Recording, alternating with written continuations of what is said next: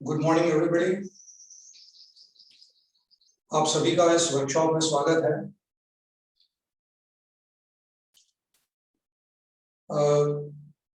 ये वर्कशॉप करीबन 1 घंटे का है। 1 घंटे प्रैक्टिकल सेशंस और उससे रिलेटेड, उससे संबंधित जो बातचीत करनी होगी वो चर्चा होगी। उसके बाद में 15 मिनट के लिए हम क्वेश्चन आंसर सेशन रखेंगे। ये पूरा सेशन ऑडियो मोड पे चलेगा, तो मैं वीडियो को म्यूट रखूंगा। इस वर्कशॉप से संबंधित एक डिस्क्लेमर है। कंसंट्रेशन यानी कि धारणा,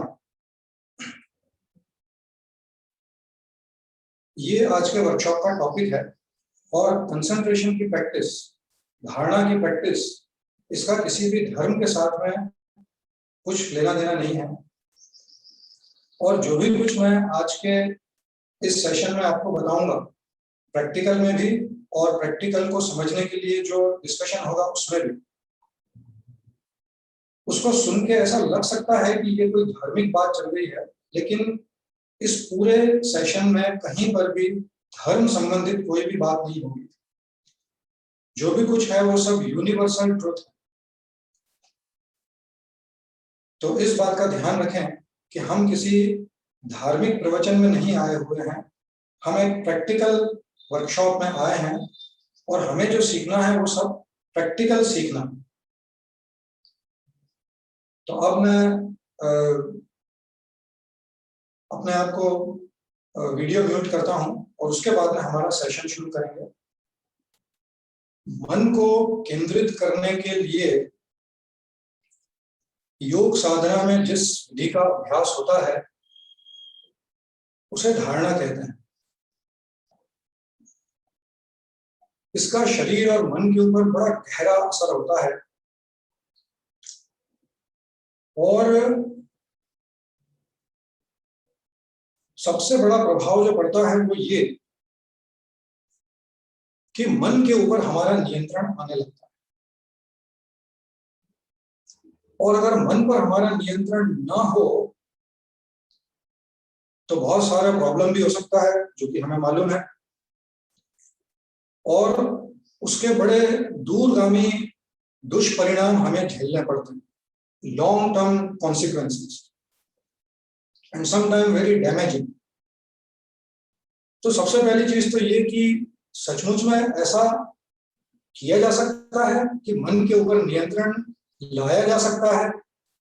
तो बिल्कुल थोड़ा सा भी सही तरीके से प्रयास करने से मन पर निश्चित रूप से नियंत्रण लाया जा सकता है। और अगर मन पर नियंत्रण है तो उसको और भी बढ़ाया जा सकता है, इंप्रूव किया जा सकता है। और ये सब काम बड़ी आसानी से हो सकता है अगर हमें विधि मालूम हो, उसकी टेक्निक मालूम हो और थोड़ा सा स्ट्रॉन्ग डिटर्मिनेशन होना चाहिए रोज प्रैक्टिस करने के लिए। तो जब हमारा मन पर से नियंत्रण चला जाता है तो क्या हो सकता है, या मन पर जितना नियंत्रण रहना चाहिए वो नहीं रहता तो क्या हो सकता है, उसके बारे में बहुत ही संक्षिप्त में मैं आपको बता दूं। जो भी कुछ हमारे बस में है, यानी कि जो भी कुछ हम सचमुच में कर सकते हैं अगर चाहें तो, वो भी नहीं होता अगर हमारा मन पर नियंत्रण ना हो। हम किसी चीज पर, किसी बात पर मन को एकाग्र ही नहीं कर पाते। हमारा ध्यान जहां लाना चाहिए वहां पे ला ही नहीं पाते। हमारे मन में कौन सा विचार चले और कब तक चले और कब उस विचार को रोक कर दूसरे विचार को शुरू कर सकें, बड़ा कठिन हो जाता है अगर मन पर नियंत्रण ना हो तो। फिर अगर हमें कोई नई चीज सीखनी हो तो नई चीज सीखेंगे कैसे अगर हम अपने माइंड को कंसंट्रेट नहीं कर सकते। अगर हम मन को एकाग्र कर पाएंगे तो हमारा अटेंशन उस बात पे आएगा जो हमें सीखनी है। छोटी छोटी चीजों को भी सीखने में दिक्कत आती है, और अगर मन पर नियंत्रण हो तो बड़ी कठिन चीजों को भी सीखा जा सकता है। फिर प्रॉब्लम सॉल्विंग, ये तो एक ऐसी स्किल है जिसका हमें दिन ब दिन प्रयोग करना पड़ता है, घर पे भी, जॉब पे भी, अपने व्यवसाय में भी। कोई स्टडी कर रहा है तो पढ़ाई लिखाई के समय भी हर जगह पर प्रॉब्लम सॉल्विंग, और प्रॉब्लम सॉल्विंग के लिए मन का एकाग्र होना बहुत जरूरी है। तो अगर मन पर ही नियंत्रण नहीं है तो प्रॉब्लम कैसे सॉल्व करें, हमें ऑप्शंस कैसे दिखाई देंगे, हम उनको एनालाइज कैसे करेंगे। फिर अगर हमें कुछ प्लानिंग करनी है, हमारे भविष्य से संबंधित हो, हमारे निजी जीवन से संबंधित हो, हमारे व्यवसाय से, हमारे नौकरी धंधे से कुछ संबंधित कोई भी प्लानिंग करनी हो, ये प्लानिंग का काम तभी हो सकता है जब मन पर नियंत्रण हो। फिर एक और बहुत ही महत्वपूर्ण बात, अगर हमें अपनी जीवन शैली को सुधारना हो, if you want to modify our lifestyle, तो बिना मन पर नियंत्रण के वो काम कैसे हो सकता है। और सारे के सारे काम ऐसे हैं जो हमारे बस में हैं। कितना खाना खाना चाहिए, किस समय पर खाना चाहिए, कितने अंतर के बाद खाना चाहिए, ये सब हम कर सकते हैं अगर मन पर नियंत्रण हो तो। क्या नहीं खाना चाहिए, कितनी देर में खाना चाहिए, वगैरह वगैरह, ये सब। फिर एक्सरसाइज भी करनी चाहिए कि नहीं करनी चाहिए, कितनी करनी चाहिए, किस टेक्निक से करनी चाहिए, एक्सरसाइज में क्या हमें नहीं करना है, ये सब हम निर्णय ले सकते हैं। ये सब हमारे बस में है, लेकिन होता नहीं, क्योंकि मन पर नियंत्रण नहीं। रात को कितने बजे सोएं, 9 बजे, 10 बजे, 11 बजे, 12 बजे, कौन आपका हाथ पकड़ने वाला है। अगर मन पर नियंत्रण है, 9 बजे सोया जा सकता है। तो ऐसी बहुत सारी जीवन शैली को सुधारने वाली बातें हैं, नहीं हो पाती क्योंकि हमारा मन पर नियंत्रण नहीं। और स्पिरिचुअल एडवांसमेंट यानी कि आध्यात्मिक विकास की बातें, ये काम तो तभी हो सकता है कि जब सचमुच में मन पर नियंत्रण हो, और काफी सारा नियंत्रण हो। फिर हार्मोनल बैलेंस, जिन लोगों का मन पर नियंत्रण होता है उन लोगों का हार्मोनल बैलेंस भी बना रहता है। और अगर मन पर नियंत्रण बहुत ही पुअर है, बहुत ही निम्न कक्षा का है, नहीं जैसा ही मन पर नियंत्रण अगर है, तो ये निश्चित मान के चलिए कि हमारे शरीर में हार्मोनल बैलेंस का बनाए रखना बहुत कठिन है। और कई सारी सिस्टम्स, और उसमें सबसे महत्वपूर्ण है ऑटोनॉमिक नर्वस सिस्टम, वो बैलेंस में नहीं रहेगी। तो उसके कारण कई सारी बीमारियां, शारीरिक, मानसिक, जैसे कि फिजिकल, साइकोलॉजिकल और साइकोसोमेटिक भी, जैसे कि हाई ब्लड प्रेशर है, डायबिटीज है, ऐसी बहुत सारी बीमारी, ये सारी चीजों के पीछे हार्मोनल इम्बैलेंस और मानसिक तनाव का कारण है। तो अगर मन पर नियंत्रण रहेगा तो कई सारी बीमारियों में से अपने आप ही बच जाएंगे। तो मन पर नियंत्रण लाना बहुत जरूरी है, और ये कोई भी व्यक्ति ला सकता है। तो कंसंट्रेशन यानी कि धारणा क्या है। तो जब हम अपने मन को प्रयास के द्वारा यानी कि विलफुली किसी भी एक बिंदु पर या किसी चीज पर या किसी साधन पर, किसी ऑब्जेक्ट पर या किसी पॉइंट पर एकाग्र करते हैं, केंद्रित करते हैं, कंसंट्रेट करते हैं, फोकस करते हैं, और वो साधन जो ऑब्जेक्टिव है, ऑब्जेक्ट है, वो इंटरनल भी हो सकता है, एक्सटर्नल भी हो सकता है, कोई मंत्रोच्चार, कोई मूर्ति, कोई शब्द, सांसें, कोई दिए की लौ। जब भी कभी हम अपने मन को ऐसे किसी भी एक ऑब्जेक्ट के ऊपर, साधन के ऊपर केंद्रित करते हैं, तो उसे कहते हैं धारणा का अभ्यास, कंसंट्रेशन की प्रैक्टिस। और ये सब काम करते समय मन बिल्कुल शांत बना रहना चाहिए। जब हम कंसंट्रेट करना शुरू करते हैं तो भी शांत मन से करेंगे, और जब हम कंसंट्रेट करके उस कंसंट्रेशन को बनाए रखते हैं तो भी मन बिल्कुल शांत रहना चाहिए, काम एंड क्वाइट। और जब हम ये प्रैक्टिस शुरू करते हैं और नियमित रूप से इसका अभ्यास करते हैं तो धीरे धीरे मन के ऊपर नियंत्रण आने लगता है और वो और भी ज्यादा इंप्रूव होता है। ये बात अलग है कि मेडिटेशन की तुलना में, और मेडिटेशन क्या है इसके बारे में भी बहुत संक्षिप्त में बाद में हम देखेंगे कि मेडिटेशन की तुलना में कंसंट्रेशन से जो फायदे हमें होते हैं वो थोड़े कम होते हैं। लेकिन मेडिटेशन की प्रैक्टिस के लिए बहुत सारी पूर्व तैयारियां चाहिए, बहुत ही डिसिप्लिन एक एफर्ट लगाना पड़ता है, उसके पीछे प्रयास करना पड़ता है, पुरुषार्थ करना पड़ता है, बहुत ही एक अलग ही तरह का कमिटमेंट है।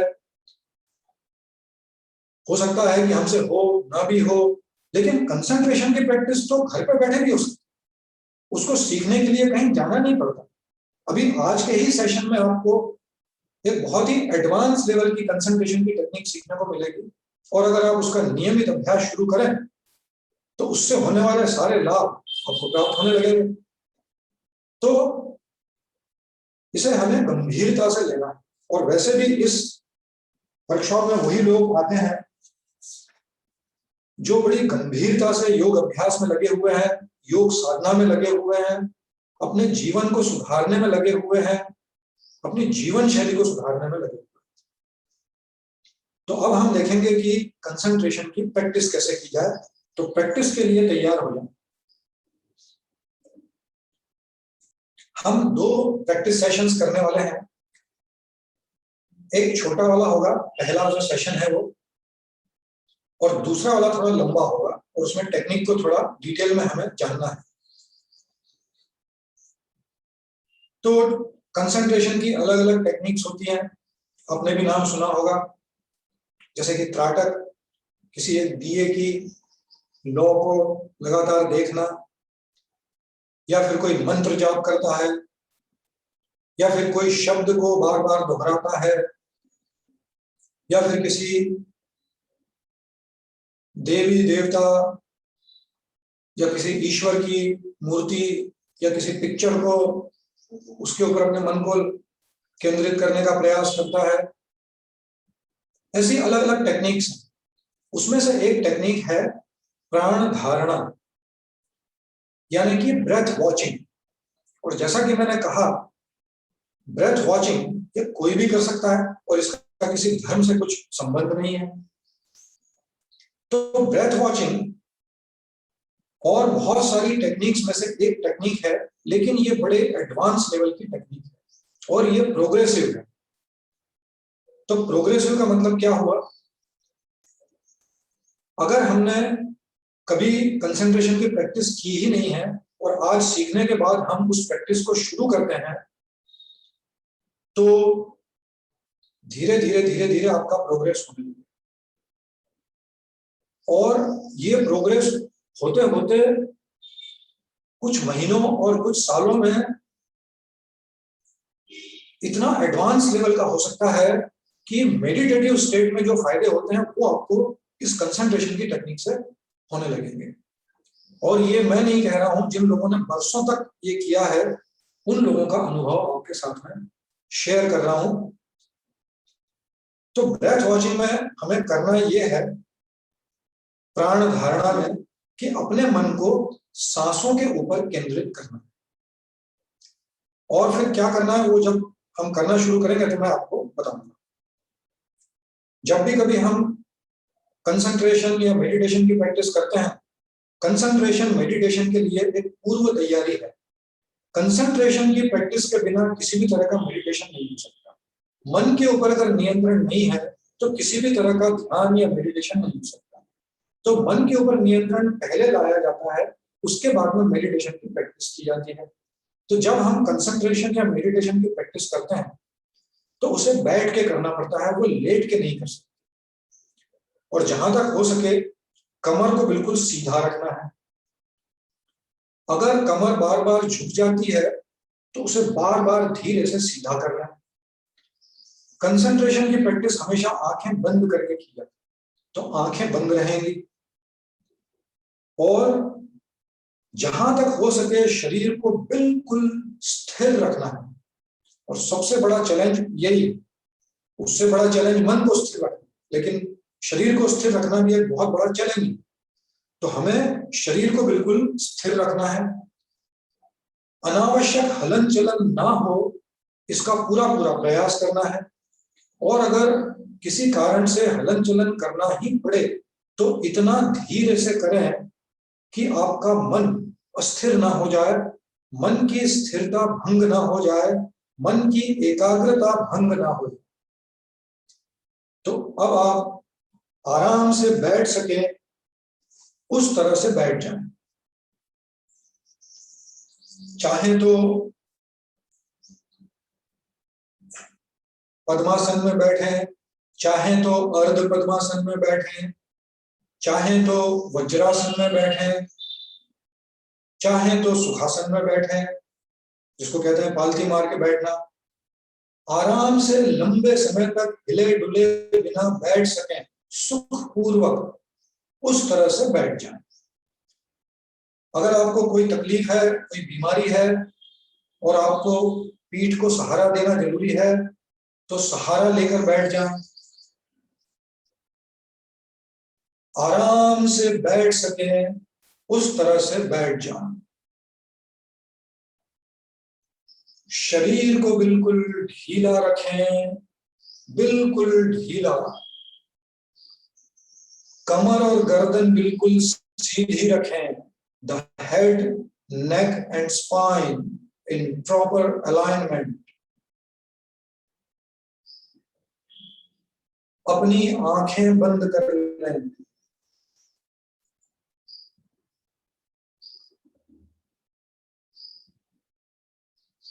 और अपना ध्यान अपनी सांसों पर लाएं और देखें कि आपकी सांसें कैसी चल रही हैं।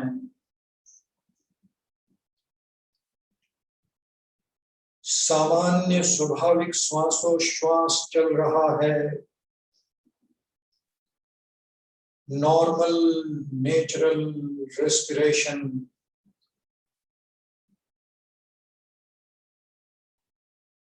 जैसी भी सांसें चल रही हैं उन्हें चलने दें और उन्हें देखें।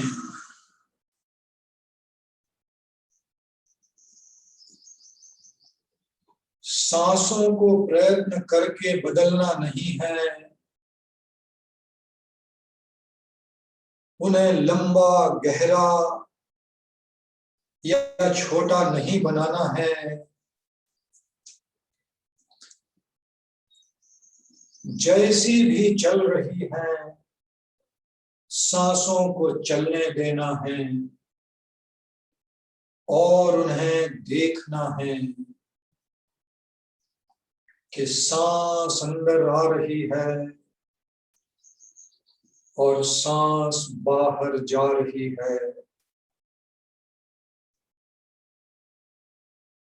नासिका के द्वारों से होती हुई सांस अंदर आ रही है और नासिका के द्वारों से ही होती हुई सांस बाहर जा रही है। तो नासिका के द्वारों के आसपास कहीं पर भी अपने मन को सांसों पर केंद्रित करें, एकाग्र करें, कंसंट्रेट करें, फोकस करें और हर एक अंदर आती और बाहर जाती सांस को देखें। हर एक सांस को जानें,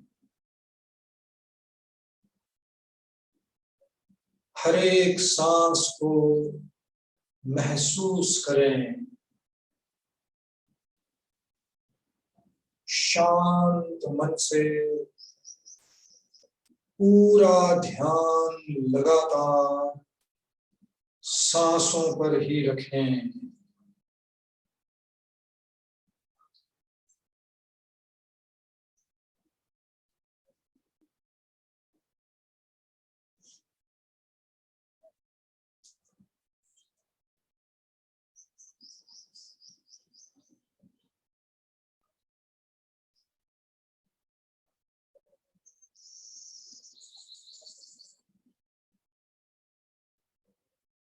अंदर आती हुई सांस, बाहर जाती हुई सांस, पूरा ध्यान सांसों पर रखें।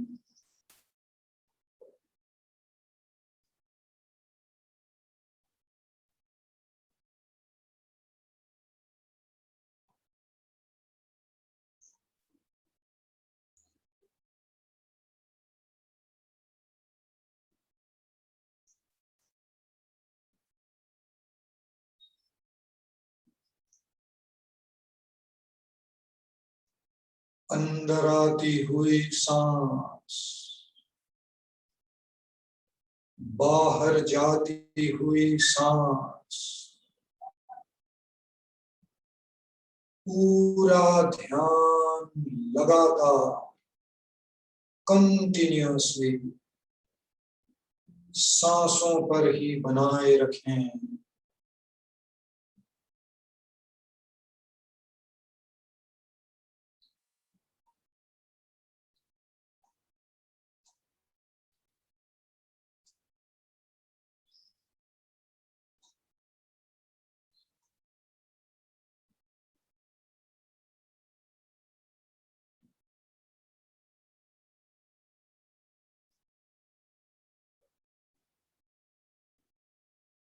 रिलैक्स, शरीर को ढीला छोड़ दें और धीरे धीरे अपनी आंखें खोल सकते हैं।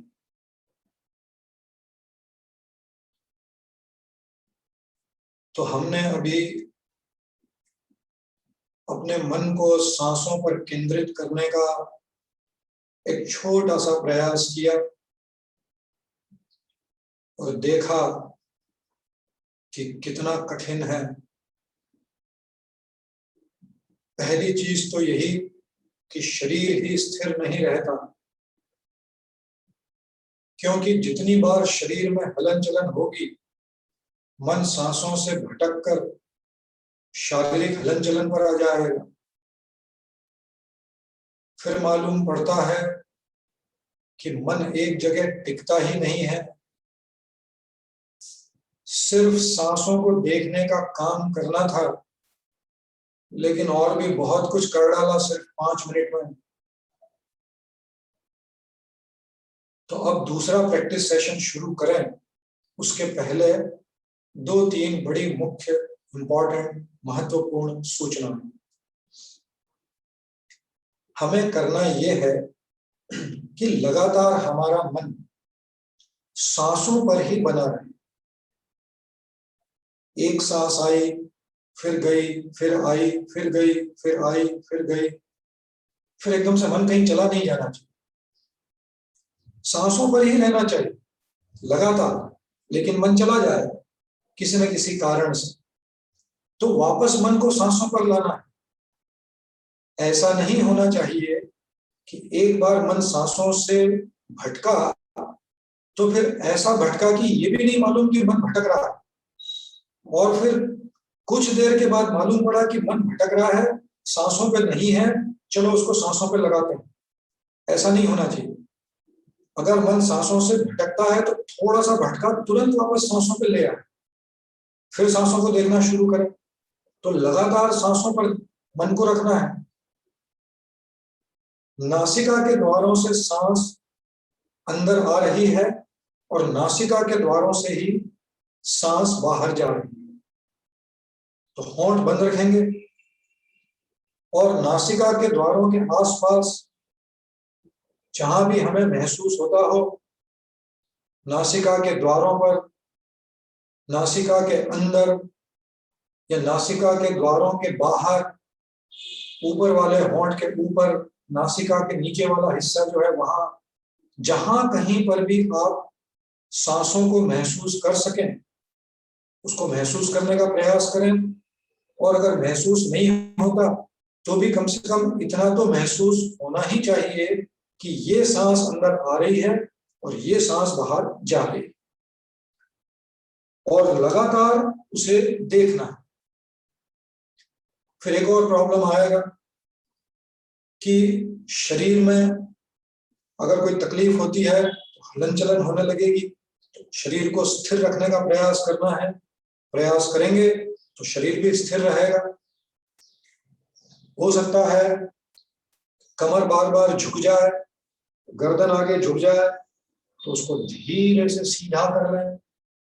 इतना धीरे से सीधा करें कि आपका मन सांसों से ना भटक जाए। तो मन को सांसों पर ही रखते हुए धीरे से कमर को और गर्दन को सीधा करें और बार बार उसे सीधा रखें ताकि लंबे समय तक आराम से बैठ सकें। तो इन सारी बातों को ध्यान में रखते हुए और अगले सेशन में जो मैं निर्देश देता हूं उसे भी बड़े ध्यान से सुनते हुए, समझते हुए प्रैक्टिस करेंगे। तो अभी दूसरा प्रैक्टिस सेशन शुरू करते हैं और ये थोड़ा लंबा चलेगा। तो अगर आप किसी पंखे के नीचे बैठे हैं तो या तो पंखे की स्पीड बिल्कुल कम कर दें 1 या 2 पर, या पंखे से थोड़ा सा दूर जाके बैठें। अगर आप जहां बैठे हैं वहां बहुत सारी लाइट है, प्रकाश है, खास करके आपकी आंखों के ऊपर अगर पड़ता है तो उस लाइट को बंद कर दें, स्विच ऑफ कर दें, या फिर इस तरह से बैठें कि सीधा आंखों पर प्रकाश ना आए, अंधेरा हो थोड़ा सा तो और भी अच्छा रहेगा। और आसपास में कोई डिस्टर्ब करने वाला ना हो उसका भी ध्यान रखें। कोई डिवाइस ऐसा हो जिसपे आवाज आ सकती हो उसको भी बंद कर दें।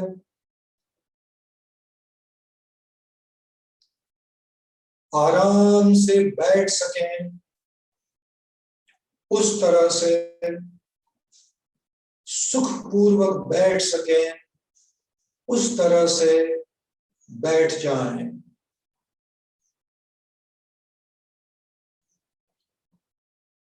शरीर को बिल्कुल ढीला छोड़ दें।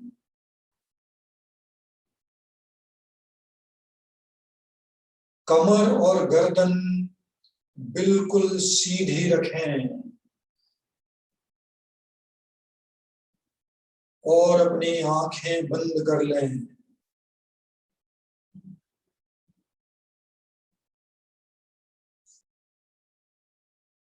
आराम से सांसें चल रही हैं, आराम से सांसों को चलने दें।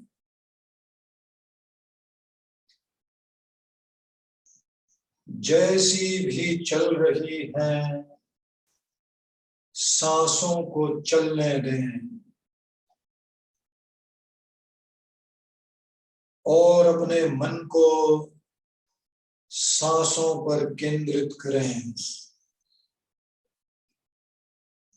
जैसी भी सांसें चल रही हैं, सामान्य स्वाभाविक श्वासोश्वास, नॉर्मल नेचुरल रेस्पिरेशन। सांसें अगर गहरी चल रही हैं तो गहरी चलने दें, धीमी चल रही है तो धीमी चलने दें।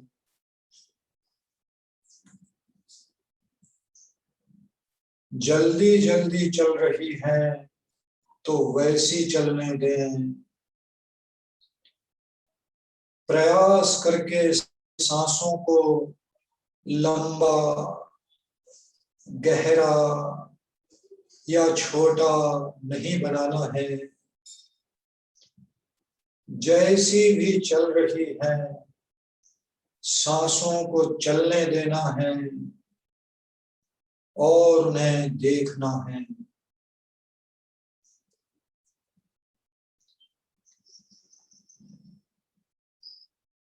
नासिका के द्वारों से होती हुई सांस अंदर आ रही है और नासिका के द्वारों से होती हुई सांस बाहर जा रही है। तो नासिका के द्वारों के आसपास कहीं पर भी अपने मन को सांसों पर केंद्रित करें, एकाग्र करें, कंसंट्रेट करें, फोकस करें और शांत मन से हर एक अंदर आती और बाहर जाती सांस को देखें। शांत मन से हर एक सांस को जाने।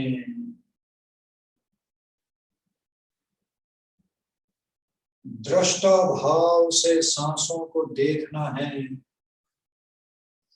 साक्षी भाव से सांसों को देखना है।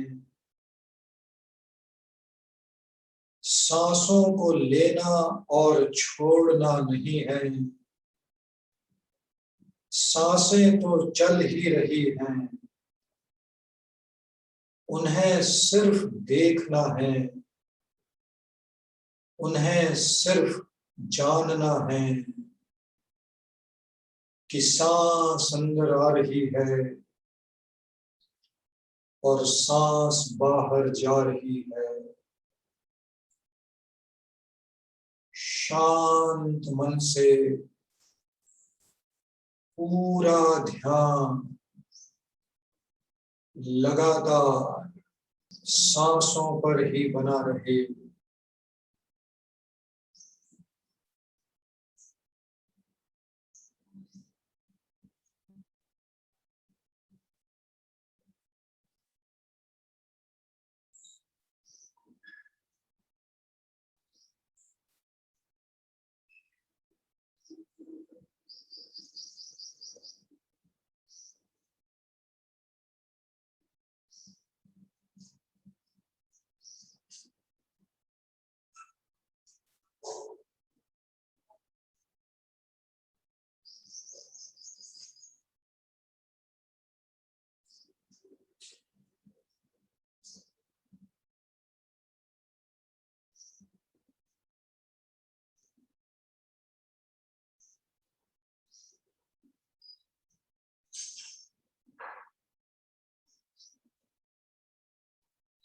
अंदर आती हुई सांस,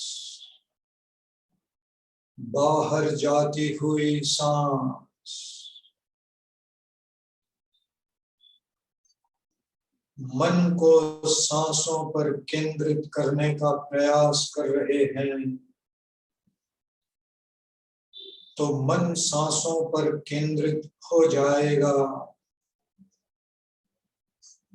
कुछ देर के लिए रहेगा भी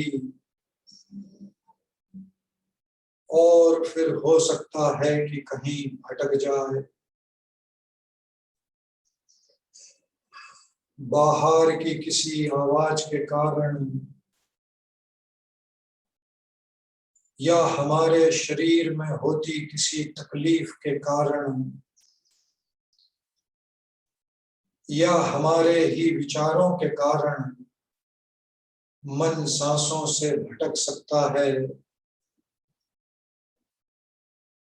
अगर ऐसा होता है तो मन को वापस सांसों पर लगा दें। मन वापस सांसों पर आ जाएगा। कुछ देर के लिए रहेगा और हो सकता है कि फिर भटक जाए।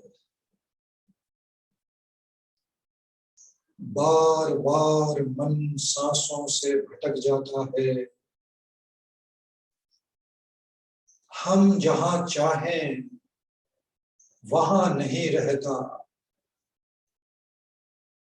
और किसी न किसी कारण से भटक ही जाता है। अगर ऐसा होता है तो जरा सा भी अशांत ना बने, बेचैन ना हो,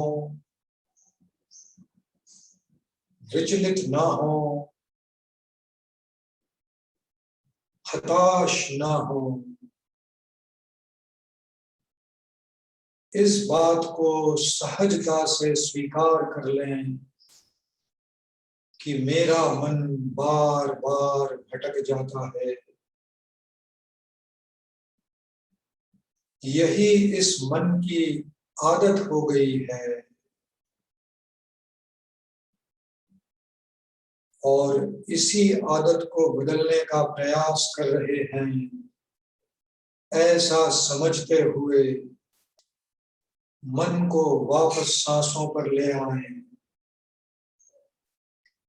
और ऐसा प्रयास करें कि अब की बार मन थोड़ा लंबे समय के लिए सांसों पर टिका रहे,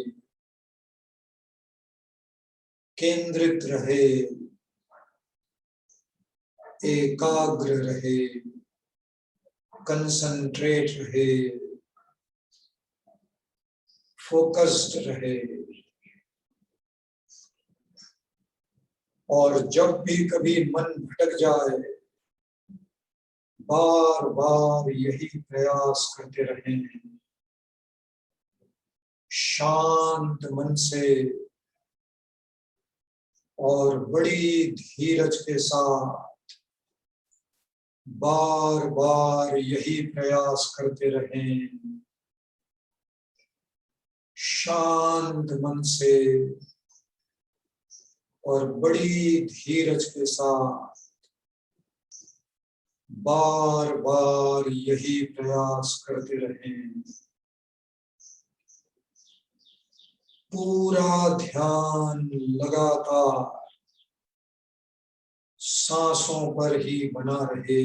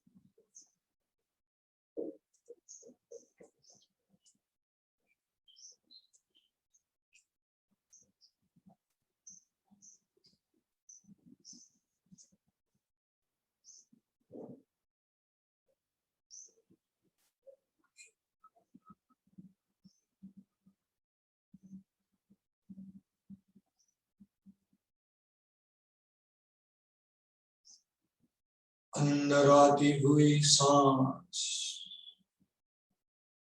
बाहर जाती हुई सांस,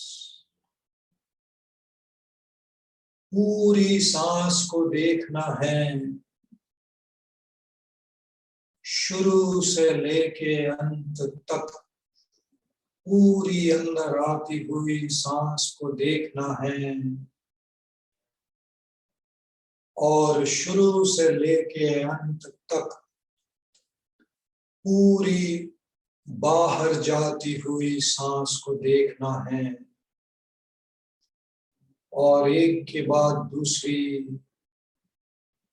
दूसरी के बाद तीसरी, ऐसी हर एक सांस को देखते जाना है।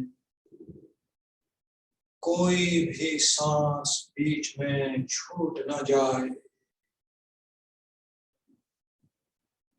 पूरा ध्यान लगातार सांसों पर ही बना रहे।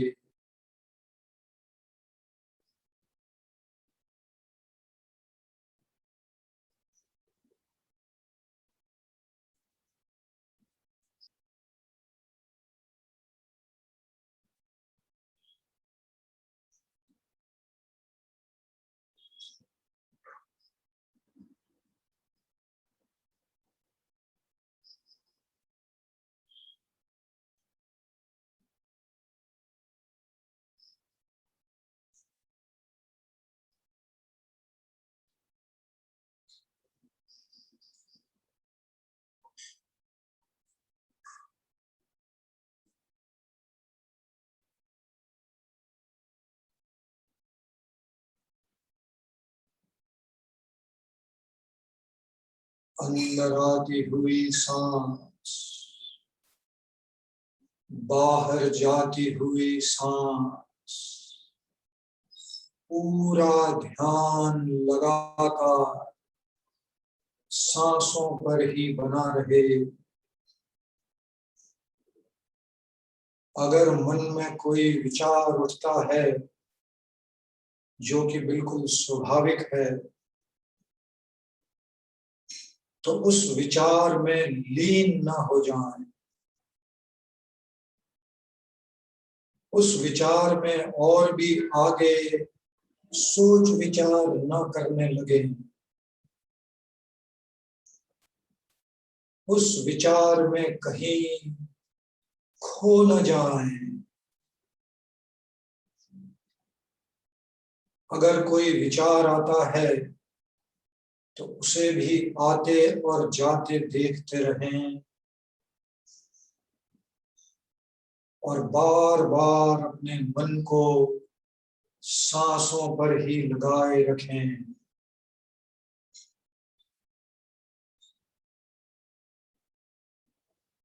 अगर ऐसा लगे कि अभी थोड़ी देर के लिए विचार लेते हैं और फिर सांसों को देखने का काम करेंगे,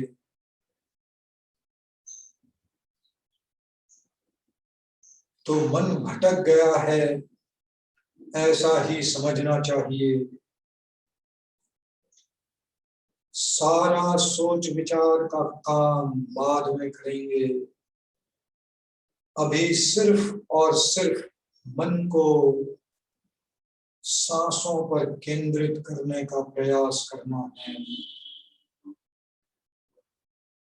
शांत मन से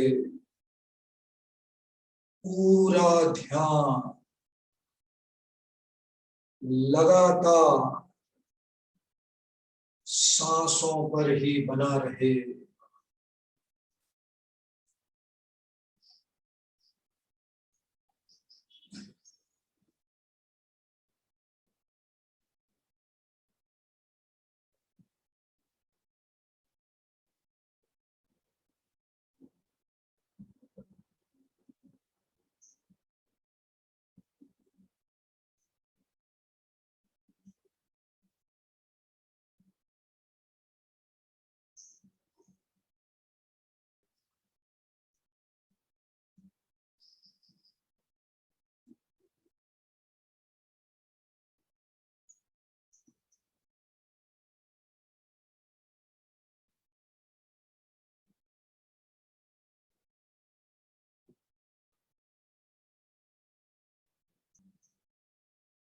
अंदर आती हुई सांस,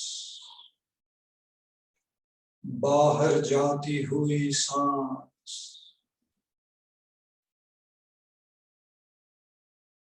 नासिका के द्वारों से होती हुई सांस अंदर आ रही है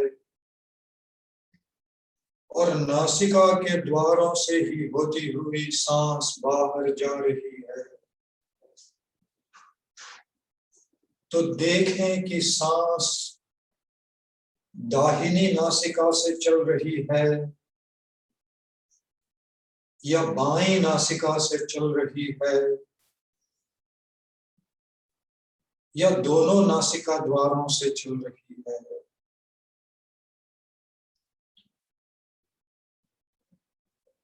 जैसे जैसे निरंतर अभ्यास करेंगे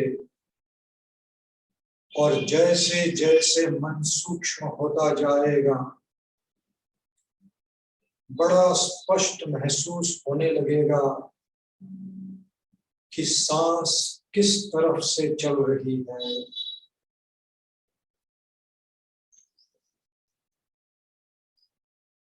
सांसों का स्पर्श भी महसूस होने लगेगा।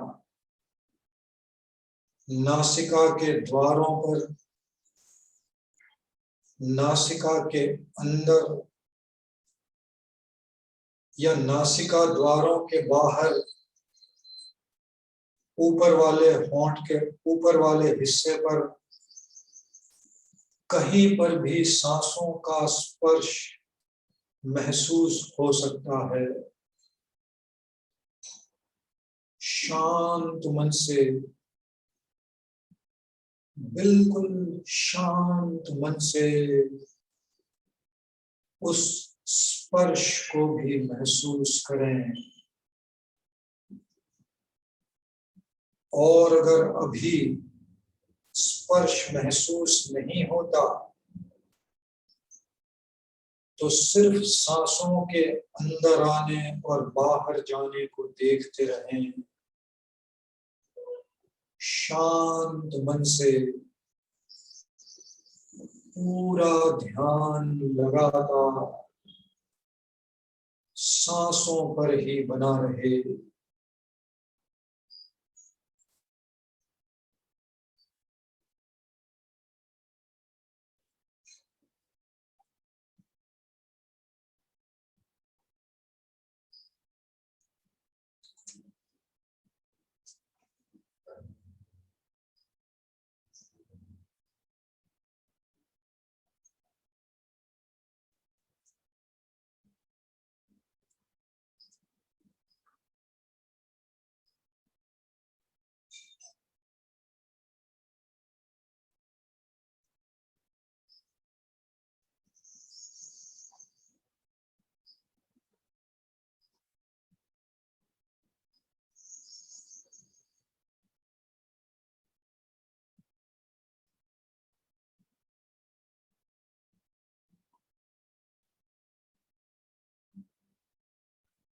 रिलैक्स, शरीर को बिल्कुल ढीला छोड़ दें और धीरे धीरे अपनी आंखों को खोल सकते हैं।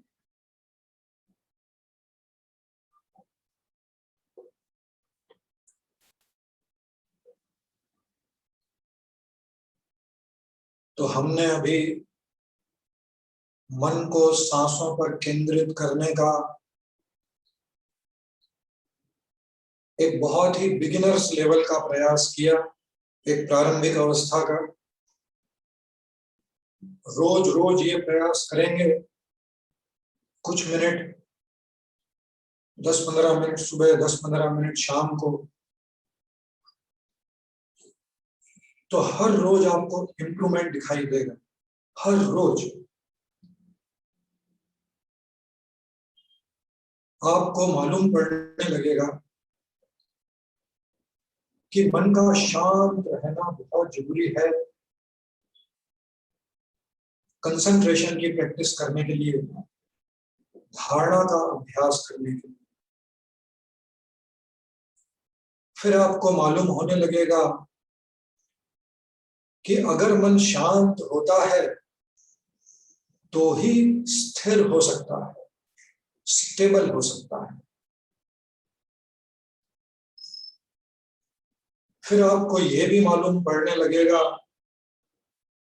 कि अगर मन को एकाग्र करना हो, केंद्रित करना हो, कंसंट्रेट करना हो, तो मन का स्थिर होना बहुत जरूरी है।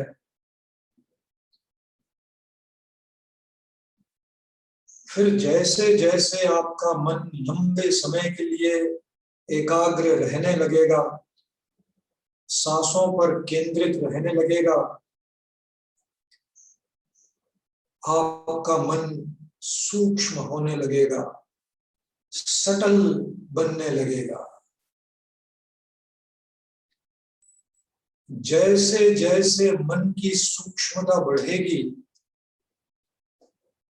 सांसों का स्पर्श भी महसूस होने लगेगा। 1-2 हफ्ते में ही सांसों का स्पर्श बिल्कुल स्पष्ट महसूस होने लगेगा। जैसे जैसे मन सूक्ष्म बनेगा, मन संवेदनशील बनने लगेगा, सेंसिटिव होने लगेगा।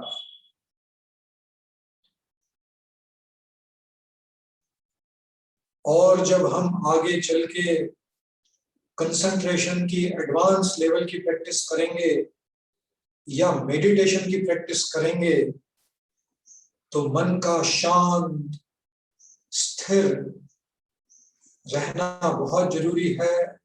तो ही वो केंद्रित हो पाएगा, और केंद्रित होगा तो अपने आप ही मन सूक्ष्म और संवेदनशील बनेगा, और सूक्ष्म और संवेदनशील मन से ही एडवांस लेवल की कंसंट्रेशन और मेडिटेशन की प्रैक्टिस हो सकती है। हमें सांस को दृष्टा भाव से देखना आ जाएगा। तो सांस को दृष्टा भाव से देखना आ जाएगा तो फिर जीवन में जो भी कुछ चल रहा है वो सब दृष्टा भाव से देखना आ जाएगा। We can observe objectively. विचारों का आना जाना जब चल रहा हो तो विचारों को रेजिस्ट ना करें, उन्हें आराम से आने और जाने दें, सिर्फ उसमें इन्वॉल्व ना हो, विचारों में पड़ ना जाए, उसको और भी आगे सोच विचार ना करने लगे। विचार आया है, अपने आप ही चला गया, दूसरा आया, अपने आप ही चला गया, हमारा मन सांसों पर ही रखना। बार बार प्रयास करने के बाद भी मन सांसों से भटकेगा ही। The mind will keep wavering, wandering away. तो ऐसा क्यों होता है? ऐसा इसलिए होता है क्योंकि अभी हमने वो तैयारियां नहीं की जिससे कि मन को बड़ी सरलता से स्थिर और केंद्रित किया जा सके। तो अगर हमें बड़ी सरलता से अपने मन को स्थिर और केंद्रित करना हो तो क्या करना पड़ेगा, क्या तैयारियां करनी पड़ेगी? तो सबसे पहला काम ये करना पड़ेगा कि व्यवहारिक जगत में हमसे जो गलतियां होती है वो बंद करनी पड़ेगी। क्या गलतियां होती है, क्या बंद करना पड़ेगा? तो हमें सबसे पहले वो सब काम बंद करने पड़ेंगे जिससे किसी को तकलीफ होती है, किसी को दुख पहुंचता है, किसी को दर्द होता है।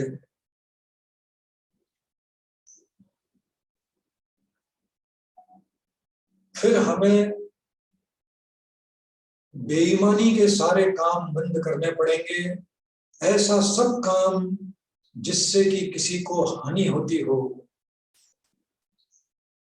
फिर हमें अपने मन में से ऊंच नीच की भावना को दूर करना पड़ेगा कि हम सब लोगों को एक ही आत्मीय भाव से सोल अवेयरनेस के साथ देख सकें। हमें का काम बंद करना पड़ेगा। जो हमारा नहीं है सो हमारा नहीं है, और जो हमारा नहीं है वो हमें चाहिए ही नहीं, उसे प्राप्त करने का भी प्रयास नहीं करना चाहिए। हमारे सुधार के लिए हमें अगर कोई चीज विकसित करनी हो, कोई मेंटल क्वालिटी डेवलप करनी हो, वो बात अलग है। लेकिन कोई चीज पड़ी हो जो हमारी नहीं है और हमने उसको उठा लिया तो वो चोरी हो गई। तो हमें चोरी से बचना है। चोरियां कई तरह की हो सकती हैं। सोचना पड़ेगा कि किन किन चीजों की चोरी हो रही है और वो सारी चोरियां बंद करनी पड़ेगी। फिर मन को लालच से बचाना पड़ेगा। ग्रीड, लालच अपने आप में एक बहुत बड़ी बीमारी है, और इस बीमारी से दूसरी बहुत सारी शारीरिक और मानसिक बीमारियां होती हैं। और अगर लालच है तो मन कभी स्थिर और केंद्रित हो ही नहीं सकता। ये जो 5 व्यवहारिक जीवन में होने वाली गलतियां या गलत काम मैंने आपको बताए, योग की भाषा में इन्हें सेल्फ रिस्ट्रेन कहा जाता है, यम कहा जाता है। अष्टांग योग में जो यम नियम आसन प्राणायाम, प्रत्याहार, धारणा, ध्यान और समाधि का विवरण दिया गया है। उसमें जो पहला है वो है यम, उसकी मैंने अभी बातचीत की। तो जब हम व्यवहारिक जगत में होने वाली गलतियों को बंद करेंगे तो हमारा बाहरी जगत के साथ व्यवहार सुधरने लगेगा, और गलतियां बंद होंगी तो हमारे मन में अपने आप ही पैदा होने वाले विकार नहीं होंगे, तो मन सरलता से एकाग्र होने लगे। और मन के लिए क्या तैयारियां की जा सकती है ताकि मन सरलता से एकाग्र होने लगे? तो हमें कुछ ऐसी बातें करनी पड़ेगी जिससे मन और भी प्रबल बने, स्ट्रॉन्ग बने, सुधरे। ऐसी 5 बातें हैं जिन्हें सेल्फ ऑब्जर्वेंस कहा जाता है। तो पहली बात, मन को हमेशा साफ रखना है, उसमें कोई गलत विचार न आ जाए या न पड़ा रहे लंबे समय तक, ऐसा प्रयास करना है।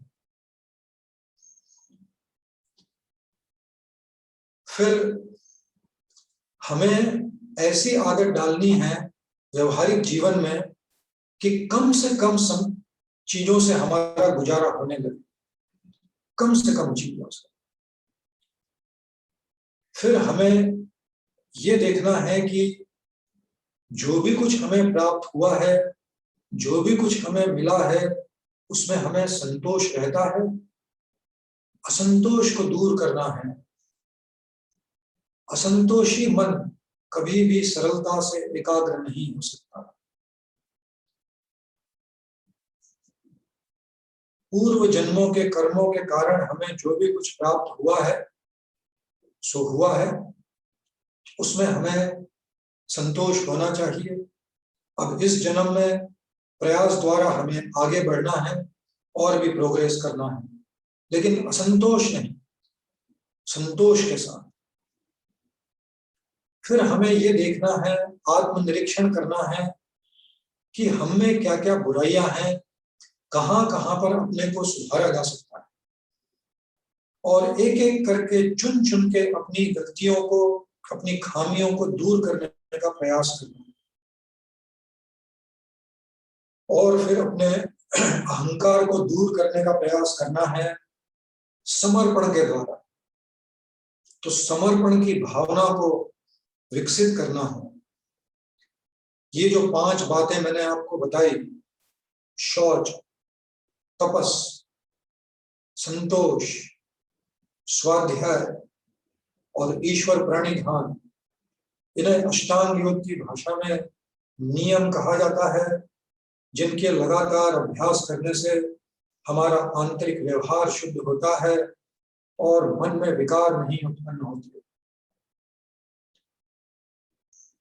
और इंद्रियों के ऊपर नियंत्रण लाने का प्रयास करना चाहिए, जिन्हें योग की भाषा में प्रत्याहार या नॉन अटैचमेंट या डिटैचमेंट की प्रैक्टिस कहा जाता है। इन सारी बातों का जब हम अभ्यास करते हैं, थोड़ा थोड़ा भी अगर करते हैं, तो बड़ी जल्दी कंसंट्रेशन की प्रैक्टिस में इंप्रूवमेंट होता है। और आप देखेंगे कि आप लंबे समय तक शरीर को बिना हिलाए डुलाए बैठ सकते हैं। आपका मन भटकता तो है, लेकिन लंबे समय के लिए नहीं। आपको तुरंत एहसास होता है कि मन सांसों से भटक गया, और तुरंत आप मन को सांसों पे ला सकते हैं। फिर मन लंबे समय के लिए सांसों पर टिका रहेगा, 10-15 सेकंड, 20-25 सेकंड, आधा मिनट, एक मिनट तक जरा सा भी इधर उधर जाए बिना लगातार मन सांसों पर केंद्रित रहने लगेगा। निरंतर अभ्यास से सभी कुछ संभव है। तो जब हम कंसंट्रेशन की प्रैक्टिस शुरू करें तो कितना करें, कितनी बार करें? तो शुरुआत दिन में 2 बार से करें और 10-10 मिनट के लिए करें। 2-4 हफ्ते के लिए सिर्फ इतना प्रैक्टिस करें। फिर जब आपको सारी बातें ठीक से समझ में आने लगे, मन थोड़ा थोड़ा टिकने लगे, और सबसे महत्वपूर्ण दृष्टा भाव से देखना आने लगे, और मन का भटकना कम हो जाए, तो फिर धीरे धीरे अपनी अवधि को बढ़ाना शुरू करें, ड्यूरेशन को। 15 मिनट, 20 मिनट, आधा घंटा, 1 घंटा, जितना समय आपके पास में हो, दिन में 2 बार करना शुरू करें। इस तरह से धीरे धीरे अपनी प्रैक्टिस को बढ़ाएं। जब आप धीरे धीरे अपनी प्रैक्टिस को बढ़ाएंगे तो आपको उसका लाभ मिलना शुरू होगा। तो किन किन चीजों की अपेक्षा कर सकते हैं? बहुत सारा। सबसे पहला काम तो यही होगा कि मन के ऊपर नियंत्रण आ गया है, इसका प्रत्यक्ष अनुभव आपको होने लगेगा, और जो भी कुछ आपके बस में है वो सब धीरे धीरे होने लगेगा। जो बस में नहीं है उसको छोड़ते हैं, लेकिन जो बस में है वो तो होना चाहिए, वो सब होने लगेगा अगर आप चाहें तो, क्योंकि अब मन पर नियंत्रण रहने लगा। आपकी मन को एकाग्र करने की क्षमता में जबरदस्त सुधार आएगा। आप कंसंट्रेट कर पाएंगे, जहां चाहे वहां अपने मन को एक से दूसरे विचारों में शिफ्ट करने का काम बड़ी आसानी से हो पाएगा। कि थोड़ी देर के लिए इस पे विचार किया, फिर थोड़ी देर के लिए कुछ दूसरी बात पर विचार किया। आपका आत्मविश्वास बढ़ने लगेगा, आपका अवेयरनेस बढ़ने लगेगा, सजगता बढ़ने लगेगी। हर तरह पे शारीरिक, मानसिक, भावनात्मक, हर तरह से सजगता बढ़ने लगेगी। आपको समझने में, किसी भी चीज को समझने में आसानी होने लगेगी। इसका मतलब है कि आपका कॉम्प्रिहेंशन और परसेप्शन बहुत इंप्रूव हो जाएगा। किसी भी नई चीज को समझना आपके लिए आसान होने लगेगा। मन आराम से केंद्रित होगा, गहराइयों तक उस बात को समझने लगेगा, और समझेंगे तो सीख पाएंगे, सीख पाएंगे याद भी रहने लगेगा। मेमोरी को इंप्रूव करने के लिए कंसंट्रेशन की प्रैक्टिस बहुत ही कारगर है, वेरी इफेक्टिव। फिर आपकी आदतों को बदलना बहुत ही आसान हो जाएगा, क्योंकि गलत आदतों में और व्यसन में, एडिक्शन में वही व्यक्ति पड़ता है जिसका मन पर नियंत्रण नहीं रहता। तो गलत आदतों में से बड़ी आसानी से छुटकारा मिल सकता है अगर आप चाहें तो। फिर आपका संतुलन बना रहेगा, मानसिक भी और भावनात्मक भी। और अगर कभी संतुलन चला भी जाता है तो बड़ी जल्दी वो संतुलन वापस आ जाएगा। और खास करके जब आप दिन में 2-3 बार कंसंट्रेशन की प्रैक्टिस के लिए बैठते हैं, वो प्रैक्टिस करने के बाद तो जो भी कुछ असंतुलन था वो सब चला गया होगा। फिर आपकी डिसीजन मेकिंग एफिशिएंसी जबरदस्त इंप्रूवमेंट देखने को मिलेगा। बात को गहराई से समझकर आपको सारे ऑप्शंस दिखाई देने लगेंगे कि कितने सारे ऑप्शंस आपके पास में हैं। फिर उन अलग अलग ऑप्शंस को आप एनालाइज कर पाएंगे, और फिर आपको मालूम पड़ने लगेगा कि इसमें से कौन सा ऑप्शन सबसे सही है, और इस तरह से आपके निर्णय लेने की क्षमता में जबरदस्त सुधार देखने को मिलेगा।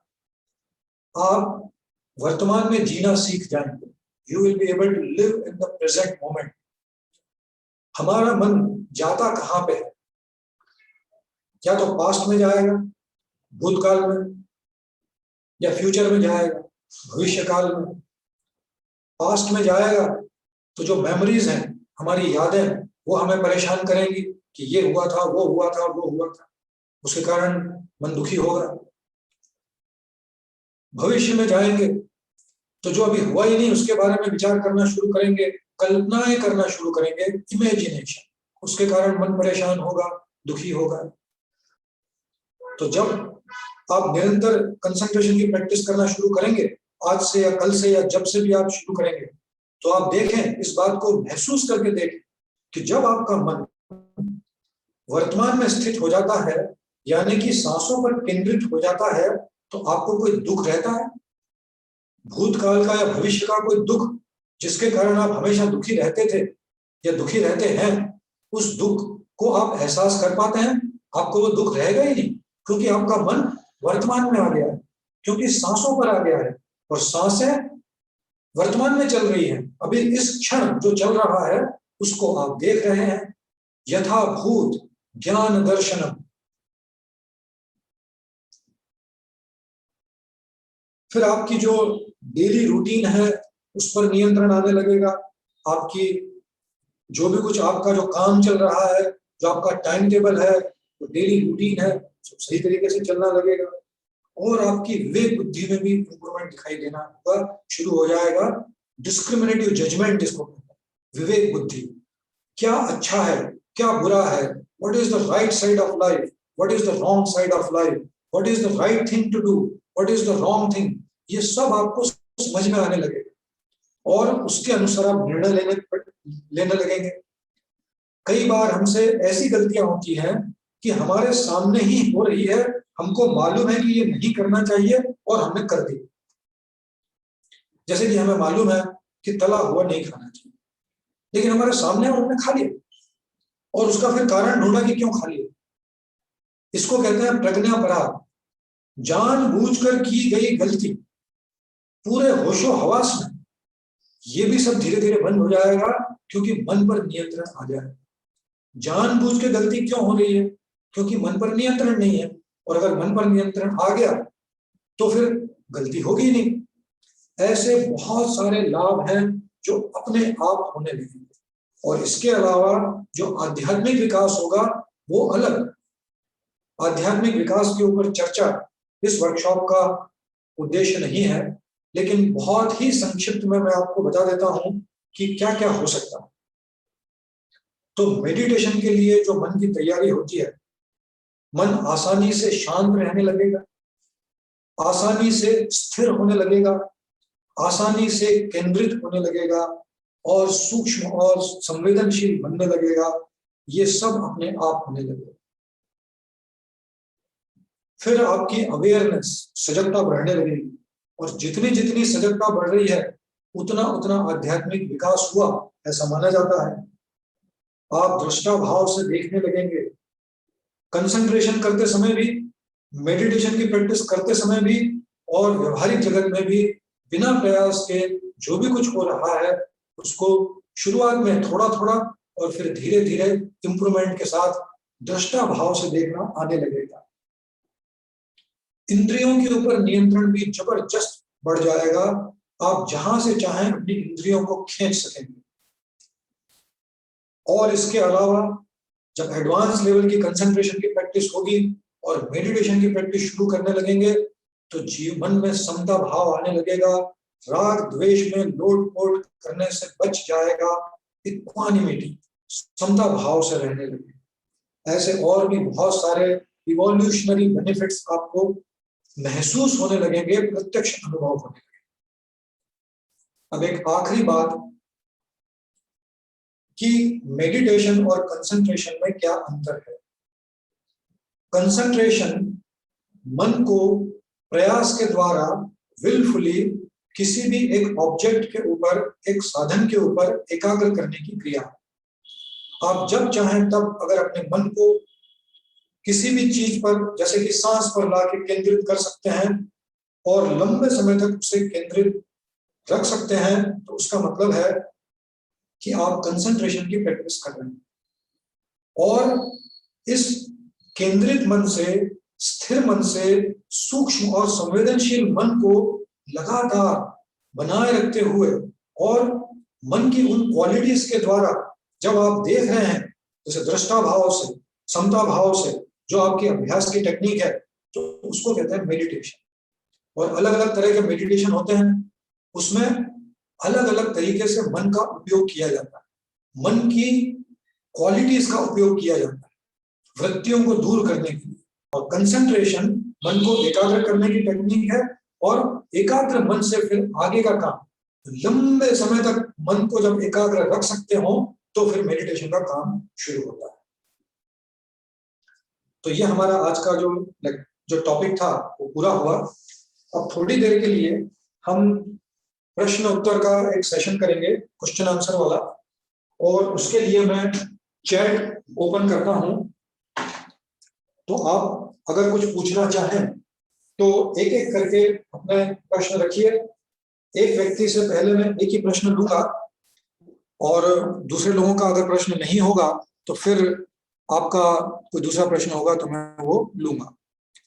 तो आप चैट में लिख सकते हैं अगर आपको कोई प्रश्न हो तो।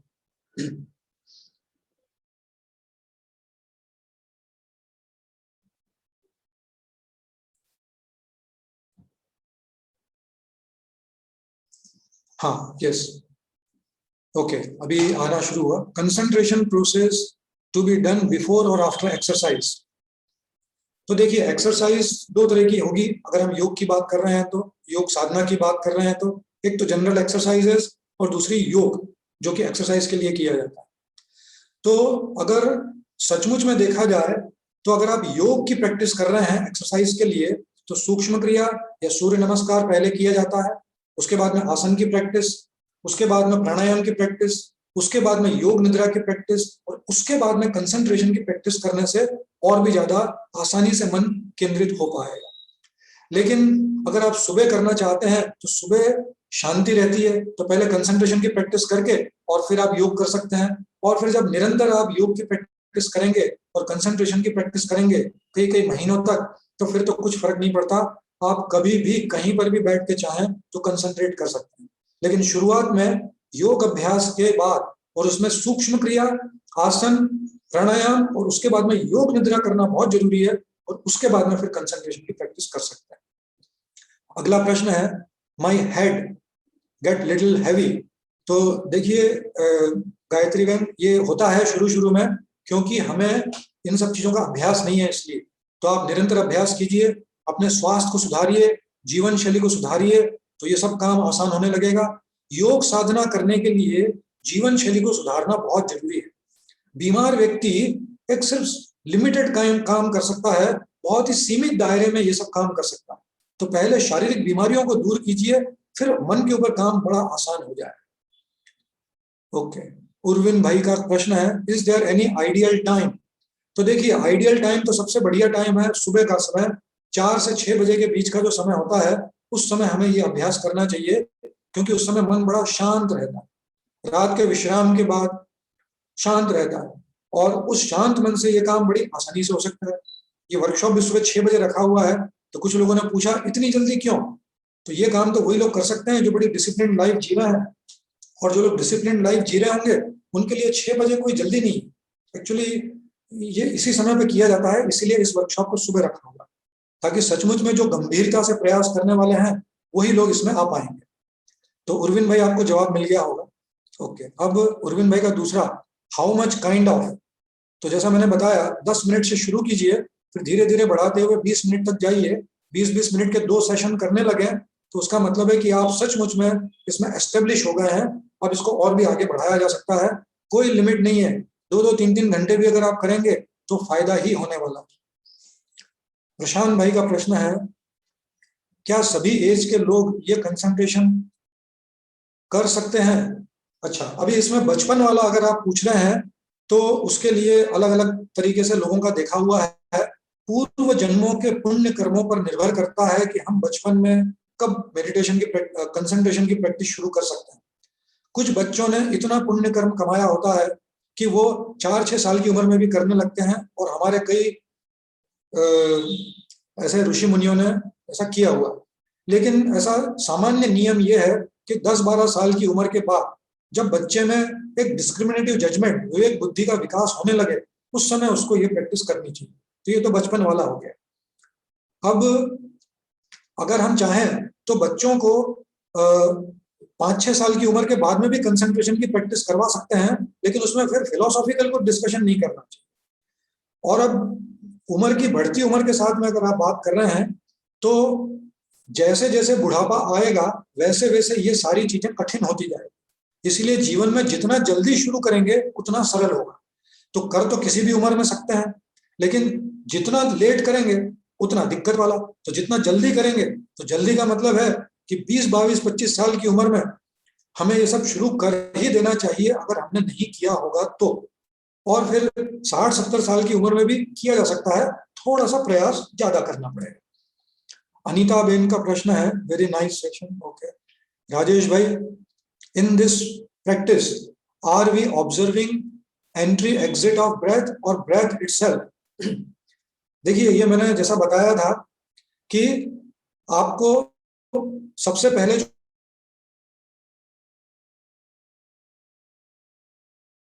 कि सांस आ रही है कि नहीं, या सांस जा रही है कि नहीं, आपको स्पर्श देखना है। फिर स्पर्श महसूस होने लगेगा, उसके बाद में मन और भी सूक्ष्म बनेगा, तो आपको उसका तापमान भी मालूम पड़ने लगेगा कि ये ठंडा है या गर्म है। फिर धीरे धीरे उसको और भी संकुचित किया जा सकता है। तो जैसे जैसे एडवांस लेवल पे जाएंगे, बहुत सारा काम इसमें किया जा सकता है। ये वर्कशॉप सिर्फ बिगिनर्स लेवल का काम सीखने के लिए था, तो इसमें और ज्यादा चर्चा नहीं है। ओके, मिस्टर चौधरी का है, नींद आती है कंसंट्रेशन करते समय। तो देखिए, नींद इसलिए आती है क्योंकि मन बहुत स्थूल है, और मन स्थूल इसलिए है क्योंकि हमें सजगता नहीं है, या सजगता थोड़ी कम है। तो सजगता को बढ़ाने के लिए क्या करना पड़ेगा? सबसे पहला काम, जीवन शैली को सुधारना पड़ेगा। दूसरा काम, नियमित रूप से योग अभ्यास करना पड़ेगा। तीसरा काम, गलत काम बंद करने पड़ेंगे। जो मैंने आपको बताया था ना, 5 यम और 5 नियम। तो 5 यम कौन से थे? सत्य, अहिंसा, ब्रह्मचर्य, अस्तेय और अपरिग्रह, उसके ऊपर काम करना पड़ेगा। और 5 नियम, शौच, तपस, संतोष, स्वाध्याय और ईश्वर प्रणिधान, इनके ऊपर थोड़ा थोड़ा काम करेंगे तो मन बिल्कुल सजग रहने लगेगा। और फिर तो इतनी सजगता आ जाएगी कि जब आप सो रहे होंगे तो भी आपको ऐसा लगेगा कि मन का एक कोना सजग है, कुछ भी होता है तो तुरंत जग जाए, इतना सजगता आ जाएगी। जगदीश भाई का प्रश्न है, sitting for the long time is painful for. तो देखिए, ये जो कंसंट्रेशन की टेक्निक है, ये उन लोगों के लिए है जिन्हें गंभीरता से योग अभ्यास करना है, योग साधना करनी है। तो सबसे पहला तो काम ही ये सीखना पड़ता है कि लंबे समय तक बैठ सके, क्योंकि आगे चल के जब मेडिटेशन की प्रैक्टिस होती है तो वो तो आधा आधा, एक एक घंटा, डेढ़ डेढ़ घंटा करते हैं कंटिन्यूअसली, बिना हिले डुले। तो उसके लिए भी वो सब करना पड़ेगा जो अभी मैंने आपको बताया था। ओके, जो मिस्टर चौधरी के प्रश्न के जवाब में मैंने बताया था कि नींद आती है तो क्या करना चाहिए, उसके लिए जो वो सारी चीजें करेंगे तो आराम से लंबे समय तक बैठ पाएंगे, और शरीर भी स्थिर रहेगा। और शरीर स्थिर रहेगा तो फिर मन भी स्थिर रहेगा। डॉक्टर माला का प्रश्न है, difference between concentration and meditation. Concentration का मतलब है कि हम प्रयास के द्वारा मन को जहां चाहे वहां पर केंद्रित कर सकें, willfully able to concentrate the mind at any point or object, internal or external, इसको कहते हैं कंसंट्रेशन। फिर उस कंसंट्रेशन को सहजता से, सरलता से, शांत मन से लंबे समय तक बनाए रख सकें, तो फिर मेडिटेशन का काम उस मन से कराया जा सकता है, तो फिर मेडिटेशन हो सकता है, और जो होगा उसको मेडिटेशन कहते हैं। ओके, मिस्टर चौधरी का दूसरा प्रश्न है, अभी बहुत नींद आने लगी थी ये करते समय। हाँ, क्योंकि हमने कभी किया नहीं है इसलिए मन बंद हो गया, उसको कुछ भी सीखना नहीं है नया। मन को सिखाने के लिए उसको ट्रेन करना पड़ता है कि भाई नई चीज कैसे सीखी जाए। तो ये कंसंट्रेशन की प्रैक्टिस करने से आपके मन को ट्रेनिंग हो जाएगी कि नई बातों को कैसे सीखा जाए। प्रतीक्षा का प्रश्न है, शुरुआत में आप योग निद्रा करवा सकते हैं या कर सकते हैं? तो देखिए, ये सब चीज दूसरों को मत करवाइए, क्योंकि ये जो मैंने आपको करवाया, ये सब दूसरों को करवाने के लिए कई कई वर्षों की मेडिटेशन की खुद की प्रैक्टिस होनी चाहिए। ये वर्कशॉप देख के अगर आप दूसरों को सिखाने लगे तो ये तो वैसा हुआ कि आपका बच्चा प्राइमरी स्कूल में 5वीं क्लास में पढ़ रहा है, और उसका टीचर है वो भी प्राइमरी क्लास में 5वीं क्लास पास है। तो 5वीं क्लास पास टीचर से 5वीं क्लास के बच्चे की पढ़ाई करवाएंगे आपको? 5वीं क्लास के बच्चे की पढ़ाई भी कराने के लिए आपको टीचर कैसा चाहिए? पूरा का पूरा ग्रेजुएट और बीएड। तो ये कंसंट्रेशन की प्रैक्टिस करवाने के लिए टीचर कैसा होना चाहिए? मेडिटेशन करने वाला, और वो भी कैसा? वर्षों तक जिसने किया। तो करवाने की बात तो छोड़ ही दीजिए। हाँ, अगर आपका वर्षों से प्रैक्टिस चल रही है तो फिर बात सही है आपकी, कि पहले अगर हम योग निद्रा की प्रैक्टिस करते हैं 10, 15, 20 मिनट के लिए, और उसके बाद में कंसंट्रेशन की प्रैक्टिस करते हैं, तो जबरदस्त इंप्रूवमेंट आपको दिखाई देगा।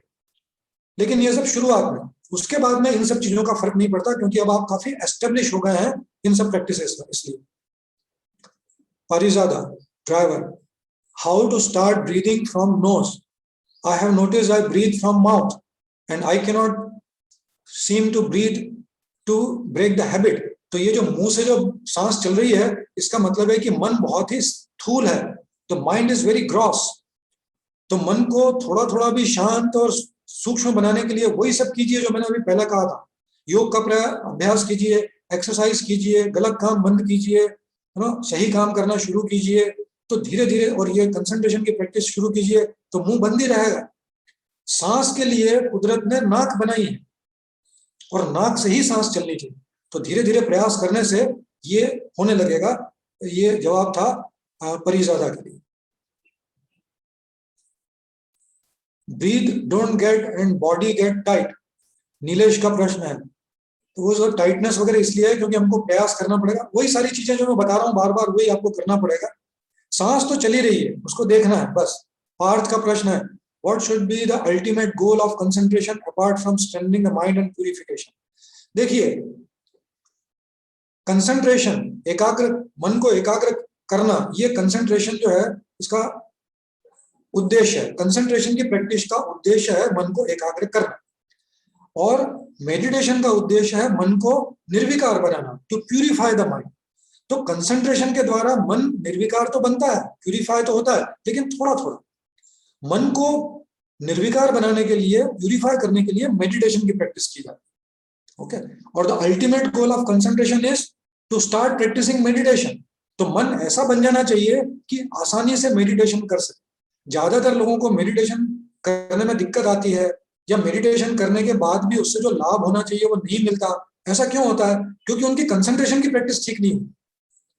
मेडिटेशन करते समय अगर वो बोलता है कि मुझे शरीर में दुख रहा है, मेरा मन भटक रहा है, तो उसका कोई मतलब ही नहीं है, क्योंकि उसने कंसंट्रेशन की प्रैक्टिस ही नहीं।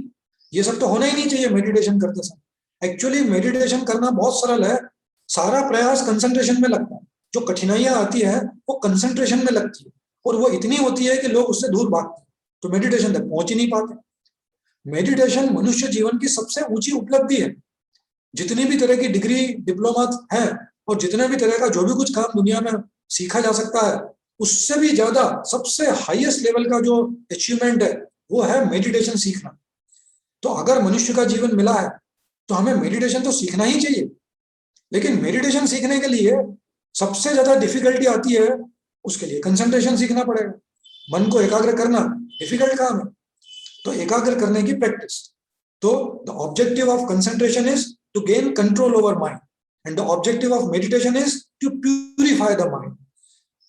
मन को एकाग्र करना, ये अभ्यास हम इसलिए कर रहे हैं ताकि मन पर नियंत्रण आए, और मन पर नियंत्रण आएगा तो मेडिटेशन करेंगे, मेडिटेशन ध्यान करेंगे तो उससे मन निर्विकार बनेगा।